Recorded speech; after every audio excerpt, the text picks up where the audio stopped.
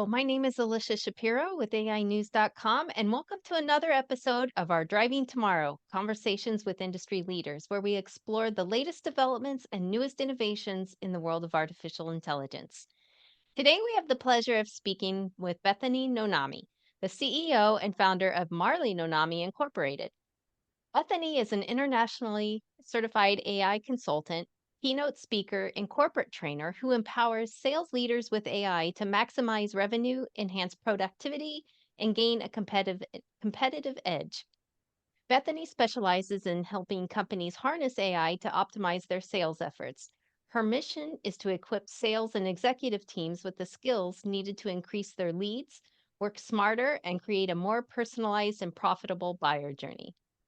Her company, Marley Nonami, offers personalized training, strategy, and consulting services and mentorship from executives to field level reps. Bethany's dynamic keynote presentations on AI and sales are known for being interactive and practical. And with her extensive experience, Bethany is dedicated to empowering organizations to lead and innovate through AI. So join us today as we explore Bethany's insights on AI, sales strategies, and her journey as a tech industry trailblazer. So thank you for joining us today, Bethany. Thank you. I'm super excited. Yeah, me too. Okay, so let's get started. Bethany, you emphasize the synergy between technology and human connection. Can you share a specific example of how AI has transformed a sales team's approach to lead generation and customer engagement? Absolutely. So we worked with a consulting firm, and this is very common for a lot of organizations. We used to rely on traditional methods. So we go to networking events, we'd attend trade shows, and we'd try to leverage referrals for new business. And those are all great, but they're super time consuming. And what they were doing is trying to figure out a way how they could leverage AI but integrating it into what they're already doing. So they were already bought into, we got to keep going to trade shows. We have to keep going to networking. They didn't want to like move over to the AI revolution all alone without leaving all of the things that they know have worked in the past. So what we did was we tried to introduce AI and to complement their existing strategies. So don't stop what you're doing, but how can we make what you're doing now way better? And what they actually had was a lot of data. They had traits and information about their customers, and they looked at who their most successful clients were.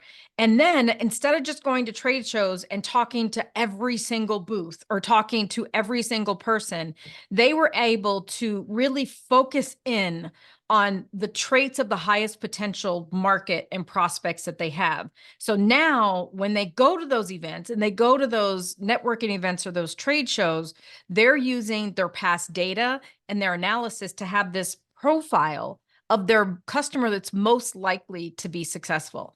And that's something that we can do that, but sometimes we have so much information, it's hard to just compile it. So we were able to take customer interviews, testimonials, things that they already had, dump that into AI, and AI gave us back what are the demographics, what are the psychographics, what are the profile of the company. So now instead of saying we work with companies that are 100 million and higher, they're like, no, we work with companies that are 20 to 50 million, and they're on a path to scale. And maybe they want to be 100 million, but they found out their $100 million clients were really problems. Like those weren't the Oh, customers they wanted. And they wouldn't have had that visibility because they were being told, sell, sell, sell. Doesn't matter how big they are. Doesn't matter what their revenue is. We can help everybody. But those weren't their most successful customers. So really being able to take what they're doing, see if we can make it better using AI or automation or tools, and then how can we make sure that they're focusing on the things that work with the people that would be the most successful people, not everybody. and that makes sense because you're not trying to sell to everybody. You are meeting a niche or a specific group of people, and that's very helpful. That's great information. Yes. Mm. And your approach involves personalized training for organizations. How do you tailor AI strategies to fit the unique needs of different sales teams? And what impact have you seen from this customization? I think it's important that we have to understand that every organization is different. Every sales team is different. And even the company's culture comes into play, whether or not they're even going to explore something like AI. There's two extremes. There's one that's, oh my God, AI is going to take over the world. And then there's the other people that are like, I use AI for everything. Mhm. Those are the extremes. Those are the exceptions. In the middle, the norm is this gray fuzzy area. The people are like, I'm just going to sit back and wait, or I'm going to dabble, but I'm not going to tell anybody about it. So Yeah. really figuring out what is the culture. So if you're looking at an innovative young startup, a young company that's a startup, they're going to be more open to implementing quick solutions, dynamic solutions. But if you're looking for if you're a well-established corporation, you might be concerned about ethics, privacy.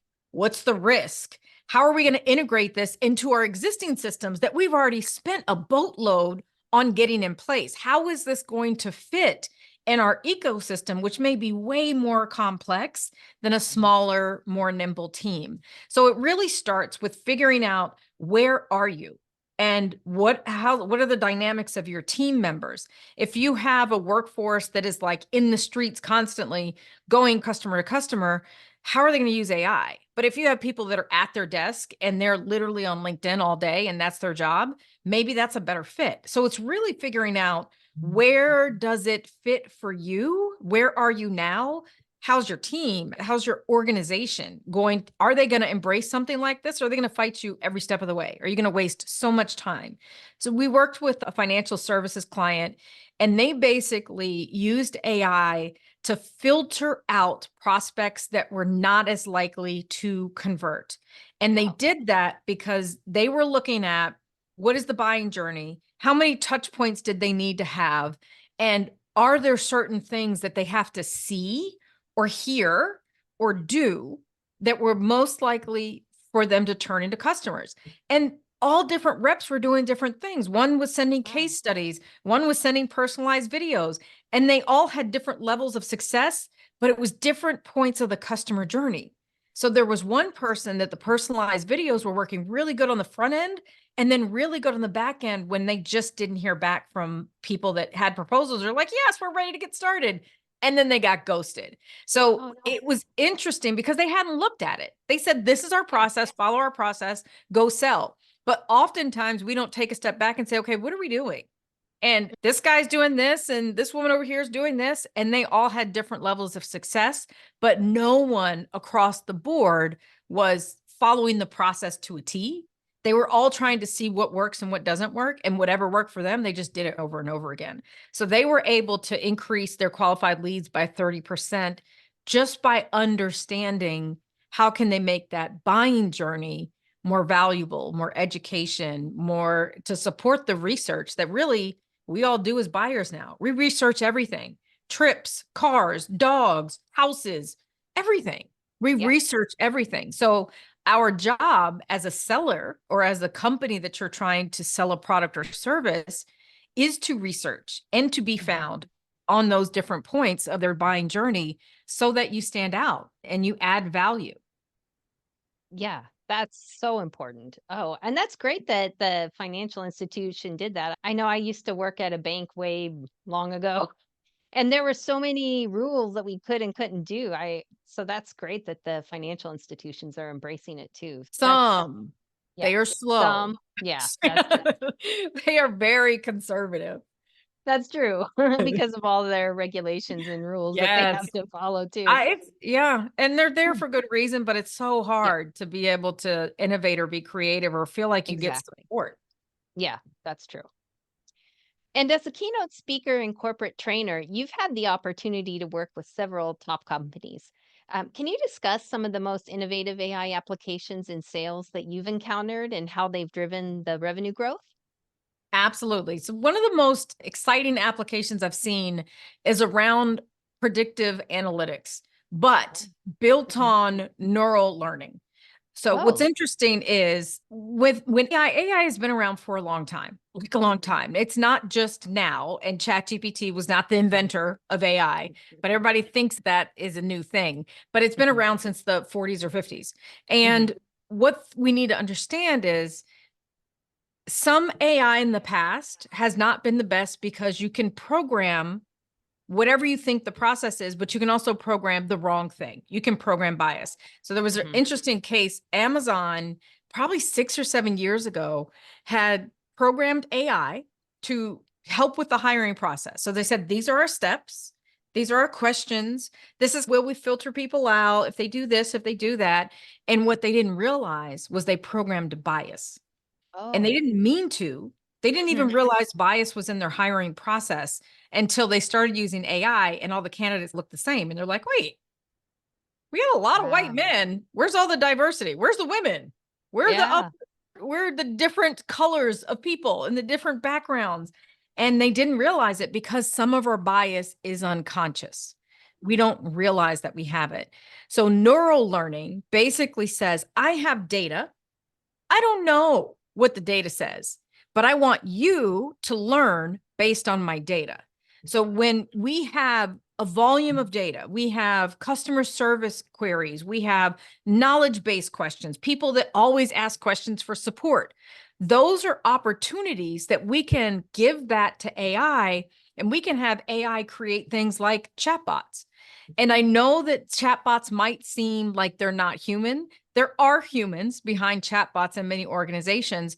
But if Yeah. you know that customer service gets these 10 questions all the time, then that's an opportunity for you to have those questions in a chatbot because you probably have answers to them. You probably answer the same way, regardless of how many different people ask the same question. So you can put that in AI. You could use something that's simple like a chatbot, and you put that on your website and say, hey, what do you have a question about? Support, billing, sales. Okay, what's your question? These are the top 5 questions. That's even better. If you can tell me what you think my question is, and they say, no, it's something else. Okay, they can type the question. It can look for that. And then you can potentially get the answer to the person, and they don't even have to wait for a support person. They don't have to pick up the phone. They don't have to send an email. So it's different ways that you can use. That's just a simple chatbot and taking Yes. data. And if you talk to customer service people, they can tell you what questions they get all the time. But then you know what they don't do? They don't go to training and say, hey, I get these questions all the time. Are you guys training customers on this? Can you Oh, yeah. onboard better? Could we potentially not have this question come up? So you can use chatbots even if you're doing an event. So we had somebody that used a chatbot and she was doing an online summit. And she had said the online summit is free in a video. So video was at the top of the sales page. And she says, join us for this free summit. The summit is free, but people weren't watching the video. So the number one question she got in her chatbot is, what is the cost? Oh, So interesting. she said it was free, but it was like in the video. And she assumed people were going to watch the video, and they just didn't. They were just like scrolling for the price. They're like, how much is it? So she was then able to say, hey, it's free, it's free, it's free. Then that question goes away. So you can take this data through chatbots. You can take data that customers are giving you and make their experience better, make the training better, make the customer service better. You can also take the data that they're coming in with to see how you can improve. So that's just an example of a very easy way that people could use a chatbot. And it's data and it's neural. So what it does is it gives us information that we might not see or we might not know because it's so much for our brain to wrap around. So we don't have to do that anymore. It can Yeah. help us learn. And that's a good point about using questions that customers ask all the time as data, because I'm sure that some companies think, oh, I don't have any data. What am I going to feed it? But it's just a simple thing as what are your customers asking you? So that's a great Yeah. point. Yeah. Yeah. And LinkedIn is a powerful platform for sales professionals. How can AI tools be integrated with LinkedIn strategies to enhance prospecting, networking, and closing deals? Yeah, so LinkedIn is a great place for doing all of those things. It is also a very loud, noisy, pitchy place. So we Yeah. all get pitched. We all don't want to get those messages.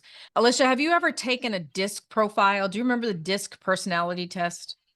I don't. Okay. So in sales, I've been in sales for a long time. We would have to take these DISC personality tests. They would tell us what characteristics do I have in my personality that are dominant and which ones are weak.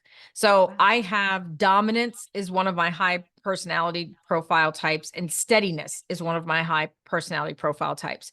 So we use a tool in LinkedIn specifically, and it's a browser plugin. So I don't have to install anything on my computer. I'm not risking any private data. There's nothing ethical about me using it. And it's called Humantic. And what Humantic does is it looks at my profile on LinkedIn and it tells me my DISC profile. So it doesn't tell me anything that I don't know. It's, oh, Bethany wants ROI. Bethany wants data. Bethany wants statistics. That's just how my brain works. So I write an email and I write the point, and then I have to go back up and type, hello, Alicia. I have to go back and say, have a great day, Bethany. But I like get right to the point, and I have to go add the fluff later. So what DISC does is I can say, I'm going to work with Alicia and I want to build rapport with her. It'll look at your profile and it'll say, oh, her personality type is dominant I and dominant C. So she's high conscientious. So that means you may value relationships. You may value personal greetings. You may value rapport building before you want to talk about data. So if I've had success in the past with here's the ROI, here's the data, but that's not how you connect with people, then you could have the problem. I could have the solution, but we're never going to bond because how you like to buy is not how I like to sell. So it allows, that's powerful. It's crazy. So it tells me what your dominant personality type is, whether or not you're likely to take risks, whether or not you're likely to move fast, whether or not you will ever tell me a clear no. So as salespeople, we might have had conversations and I'm asking you, are you going to buy? And you're like, yeah, Bethany, it looks great. Just reach out next month. But you just don't want to say no.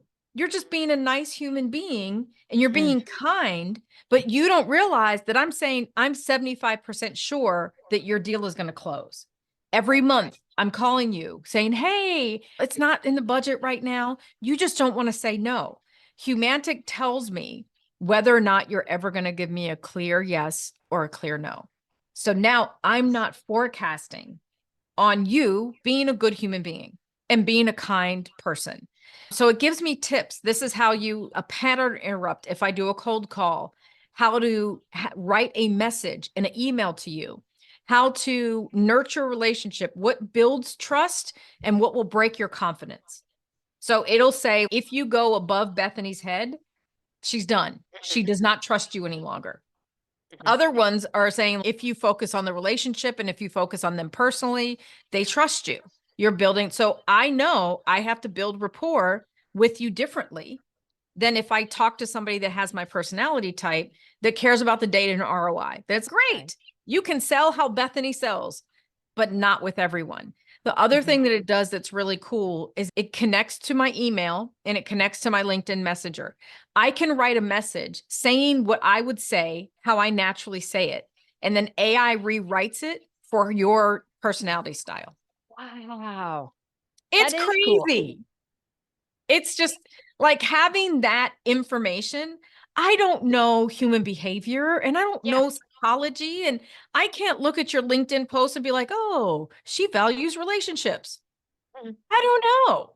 So it gives us more insight to how to build rapport. That's so cool. I'm going to have to check that out. Yes. Because I can imagine even in other areas, it would be helpful for business too, not just sales, but that is super helpful with sales for sure. Think about it. If you're a journalist and people are coming to pitch you, but I'm pitching you on data and ROI, and you really care about how what I'm going to say is going to make people feel, then that determines what I say in my pitch. Yeah. Even as a source, even as a speaker, like it's so many ways you can use it to just feel natural when you're building a relationship and like skip the awkward trying to figure it out, because we probably won't figure it out anyway. Right. Yeah. Because we don't understand psychology and human behavior and all that stuff. No, we don't. That's so great. I'm going to definitely look that up. Yeah. So it's Humantic. So it's like human TIC. TIC. Okay. Great. And you've mentioned also that you have a proven 5-step sales framework for harnessing AI. Could you walk us through that framework and explain how the steps contribute to optimizing your sales performance? Yeah, so we talked a little bit. So step one is just assessing, like, where are you?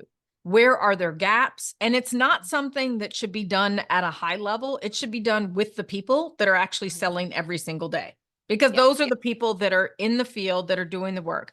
Where are you? What's going on? Where do we have gaps? Where could we see value? We don't even know at this point. We're just trying to say, what are we doing today?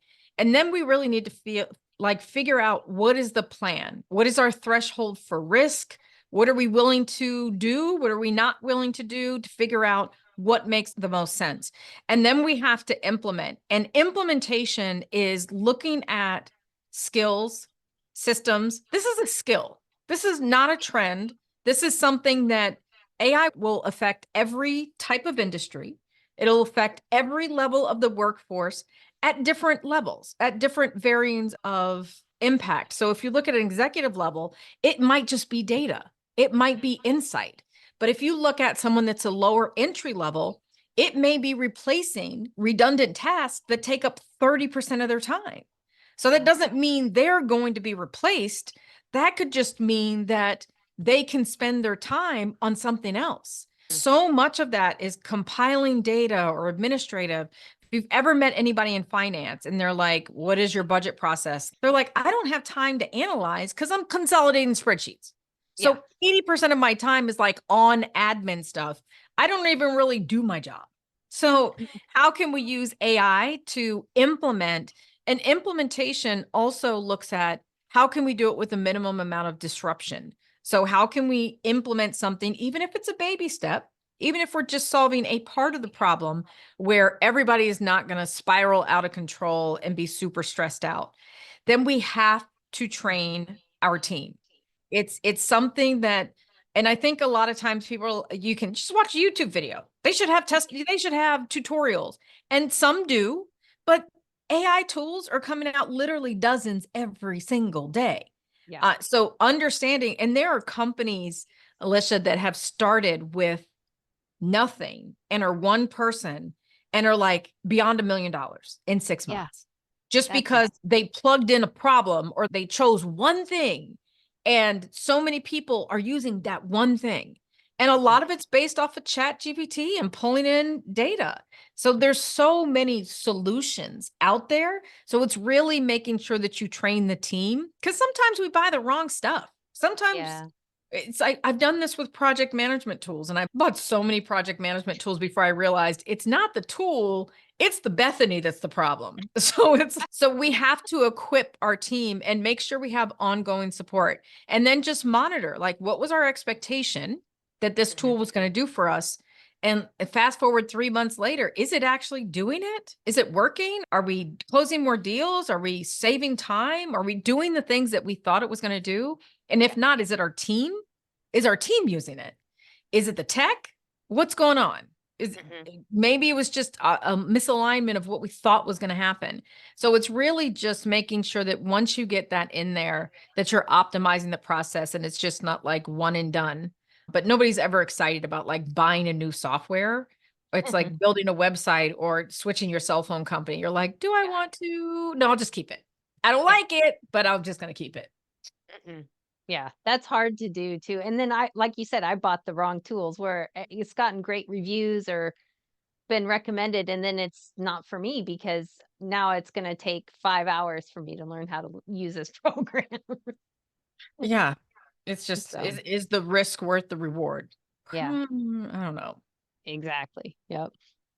And we may have talked a little bit about this before, but in your experience, what are the biggest challenges that sales teams face when adopting AI, and how do you help them overcome those obstacles to achieve their competitive edge? I think one of the biggest challenges, still, AI is still really new. There's a lot of people that are adopting it, but there's still a lot that just don't understand it.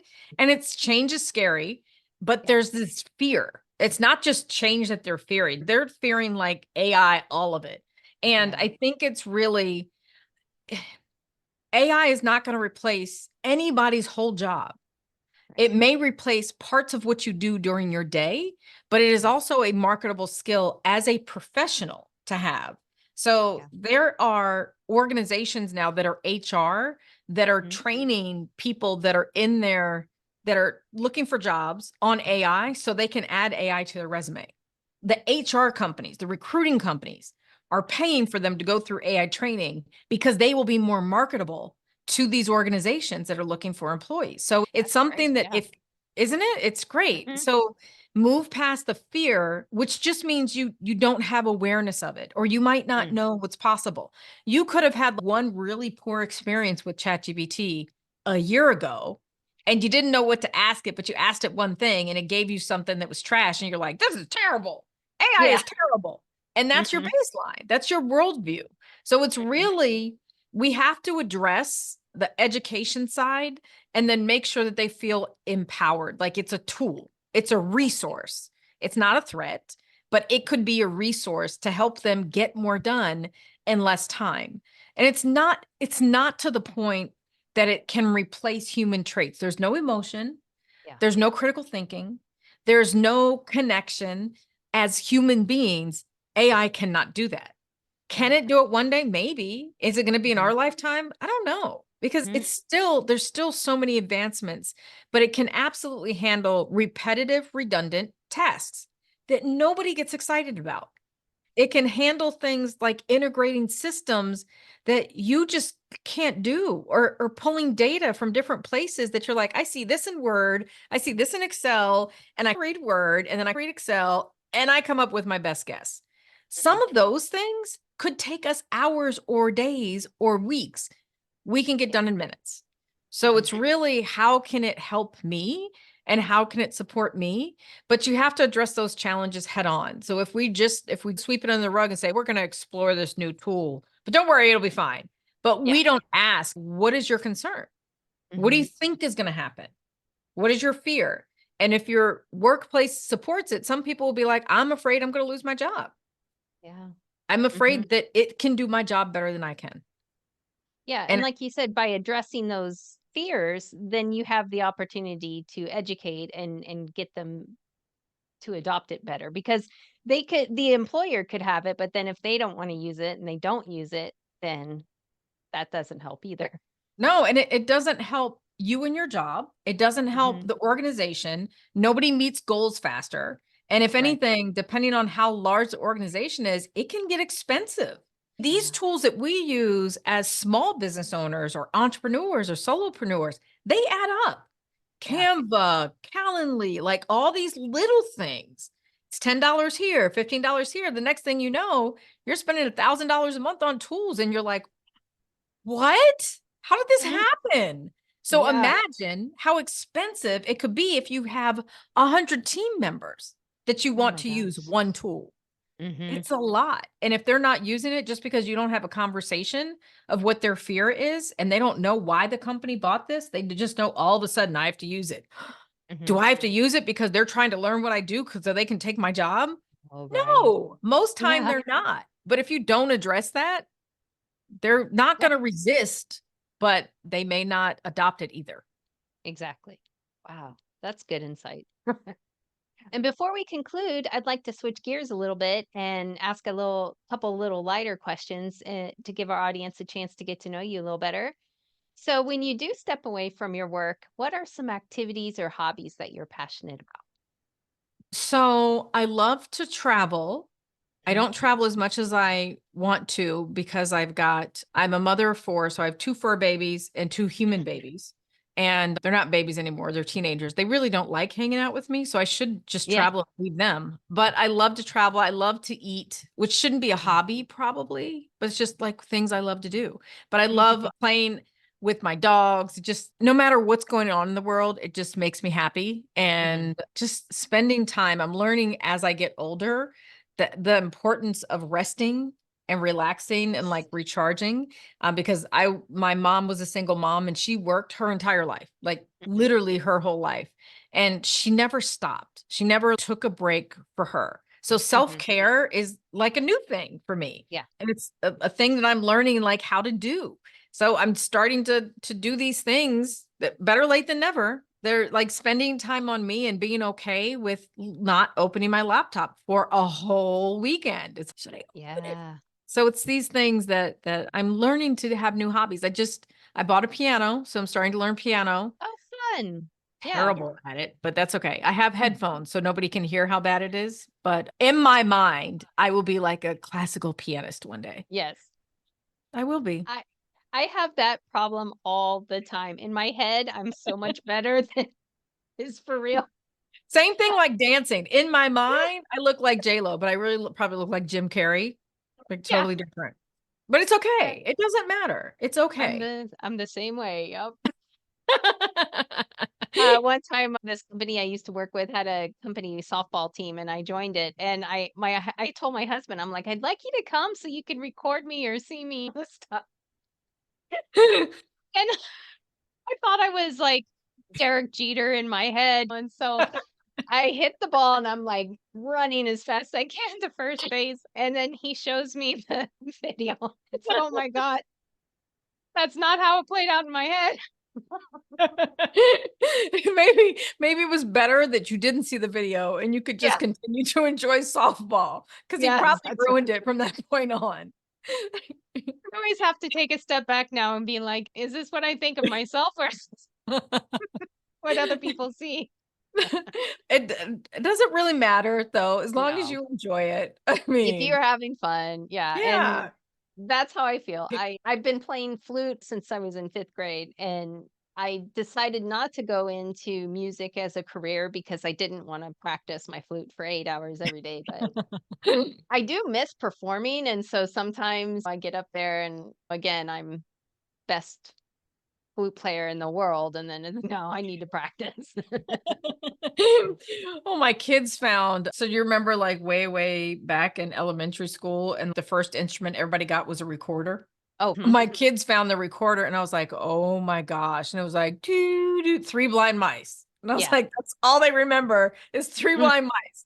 And I was like, "Where did you find that? I thought I Yeah, got rid of that." It's one of the things you throw away like 500 times and it always gets out of the trash somehow. yeah, And I was like, "How do you guys have these? There's not a nonstop supply of recorders." yeah. How does this keep happening? So my daughter she's doing a music class over summer school, and they said so it's not music, it's guitar. So she can Okay. only learn guitar. So she was like, I want to learn electric guitar. So we picked up an guitar today and an amp. Mhm. So that's going to be my summer.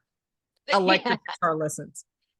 that'll once they get a good they can play a few chords, then it's okay. I'm Yeah. better, so I think there's a lot of repetitive stuff in the fingers and stuff on the guitar. So I think it yeah. is a fairly easy instrument to pick up.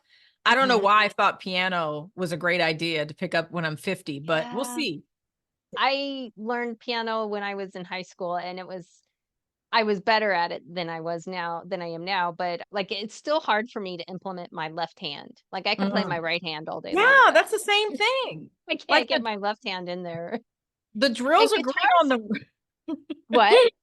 I said the drills are great on the right and the left. Yeah. Is this the same person? Yeah. It's so weird. And I joined a rock band a few years ago. San And Diego has a music school, and they have it's Rock and Roll San Diego is what it's called, but they have practice rooms and stuff you can rent out. It's not just a music school, but anyway, I took some piano lessons to refresh my piano skills. And the teacher is like, "Hey, we're looking for a keyboardist in our band. Do you want to play?" And I'm like, "Sure."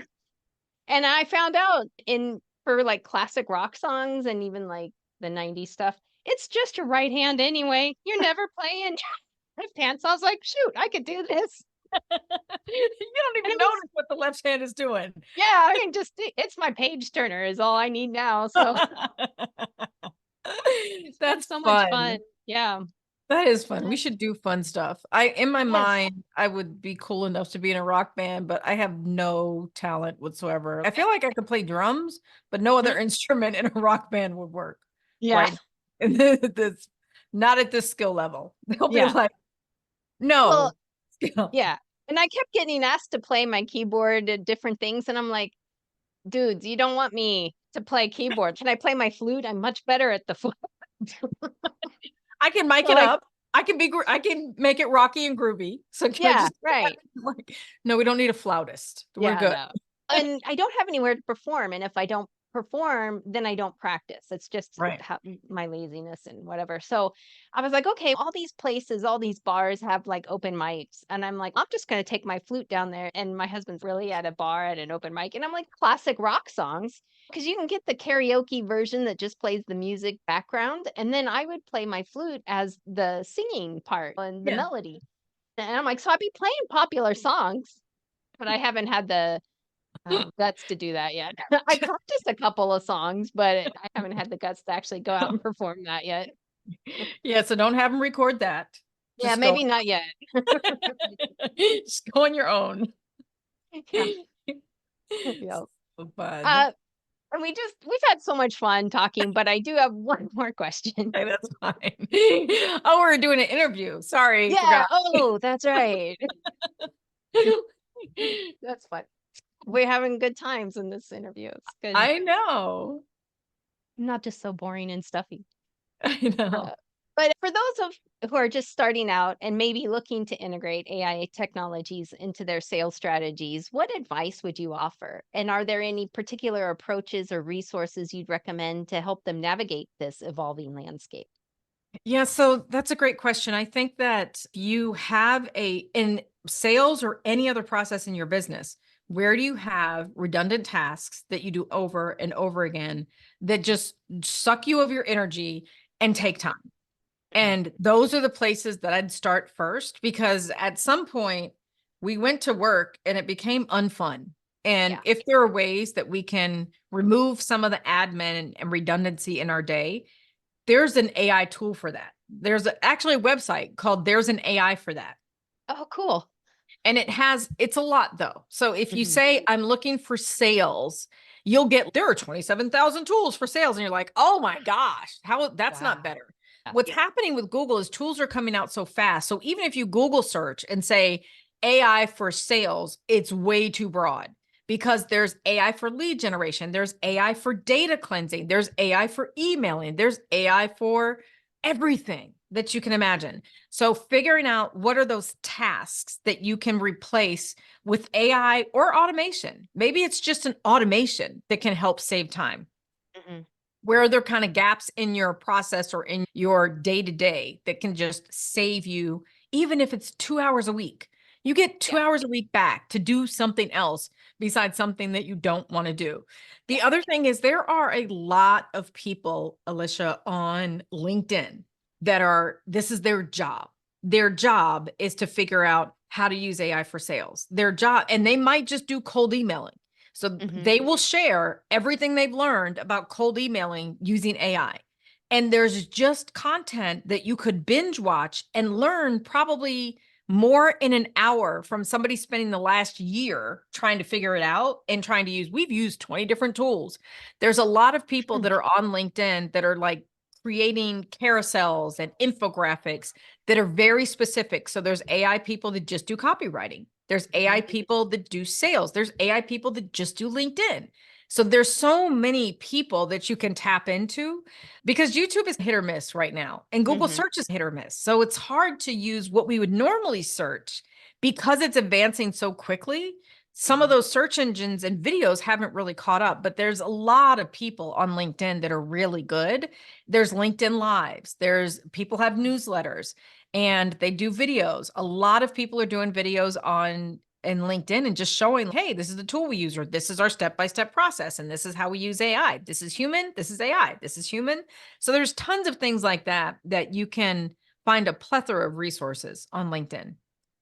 That's great advice too, starting where you're at, because I know if I saw that there was 27,000 tools, I'd be like, "Oh, I'm done. Close my laptop." Right. Yeah. I will just be miserable for 17 Yeah, hours a week doing something I don't love. right. That's so stupid, but whatever. Because our brain gets overwhelmed and you're like, so Yeah, that's why you have to be like very specific. So we right. use the tool. So what I found in my day was I would have back-to-back meetings and I would have client meetings or I would have sales calls and I would just schedule my time out. I don't know why, and at the end, and they were all Zoom meetings. And at the end, I would make commitments in the calls. I would also like add stuff to my to-do list. And then I would tell them I would send them stuff. So at the end of the day, I've got 2 hours of notes because I write everything down. Even though I have a note taker, I still write everything down. So we started using a tool called Sybil, which is Sybill. Okay.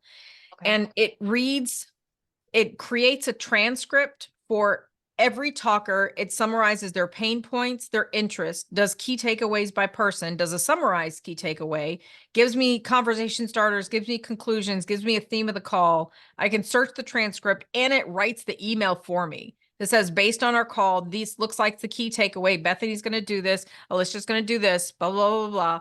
And it's not 100%, but it's 80. So Yeah. I could just edit what it missed and said, oh, at the end of the call, I said I was going to do this. It just didn't catch it. So you still have to look, but instead of spending 2 hours, like after I feed the kids and walk the dogs, having to do meeting notes and add stuff to my calendar, I don't have to do that anymore. So that just helped me be more efficient with everybody that I'm dealing with. Because what was happening was I was having these calls, they'd get the meeting follow-ups like a week later. And I'm sending it like the day before the next call for that week. And I was like, oh my gosh, there has to be a better way. Yeah. But it's stuff like that. That was just a bottleneck for me, one of many. But because I used a tool and I was using a note taker, I had a note taker. I wasn't using a note taker. Yeah. So stuff like that, we all have those areas in our business that are just like bottlenecks in our day, in our life. So start where you're at. Find out what your bottleneck is. Yeah. And And just pick search for your one. tool. Start with one. Yeah. You don't need to use all the tools. No. Yeah. Thank you, Bethany, for sharing your insights and expertise with us today. It's been a real pleasure learning about your innovative approaches to integrating AI in your sales journey as a leader in the tech industry. It's been so much fun talking with you. So much fun today. Thank you. I had fun too. It's a great way to Good. end the day. Yes, yes. And if you'd like more information about Bethany and her services, you can visit their website, marleynonami.com. And to our audience, thank you for joining us. We look forward to bringing you more conversations of AI's impact into our world. Keeping you connected to tomorrow. Today, this is Alicia with AInews.com.